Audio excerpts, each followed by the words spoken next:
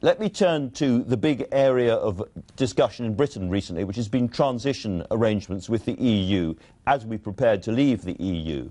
You were talking yourself of these being weeks or months, and then suddenly you have fallen into line with the rest of the Cabinet and said, no, a 2-year transition period, as the Chancellor wants, would be completely acceptable. Is that the furthest ambition? I mean, is it 2 years and not a day more, or could it be 3 years? Could it be 4 years? What's your thinking? Well, first of all, I'm actually more clear in my own mind that leaving the European Union is the right decision for the UK. I think I'm more certain about that than even I was at the time of the referendum.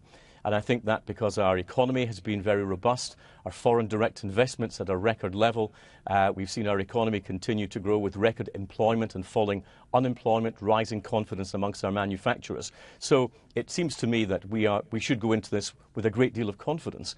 And I want to leave the European Union in March, at the end of March 2019. Now, once we have done that, once we've fulfilled our promise to the British people, we can look to see what we are going to do in terms of making that a smooth transition for our businesses, to give them maximal certainty and to cause minimal disruption. And frankly, having waited for over 40 years to leave the European Union, 24 months would be a rounding error. Whether that's 23, whether that's 25, it's not a huge deal, and nor is it an ideological one.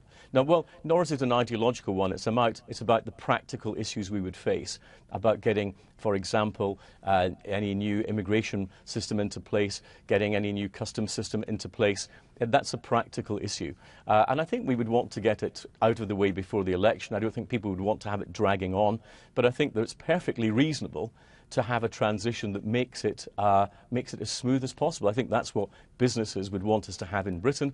And I think that's actually what our investors abroad would also want to see. So any transition period, in your view, must end by the time of the next British general election? I think we'd have to be very clear that it was time limited, and it was limited in its scope. We knew exactly what it was going to mean. For example, would we be able to negotiate our own trade agreements during that transition period? Because if we were not, then we wouldn't be able to take full advantage of the freedoms available to us when we leave the European Union. So there's a lot of discussion to be had, but I don't think that there's any great ideological blockage on the concept of a transition or an implementation period, as I would rather put it.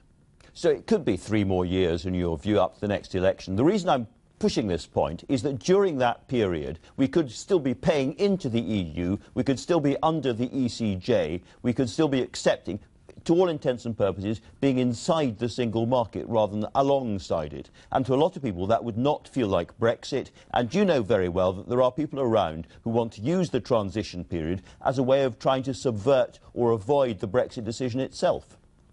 Well, that is why I think it's imperative that we leave the European Union first, and then any implementation period is done voluntarily alongside the European Union to minimise any disruption.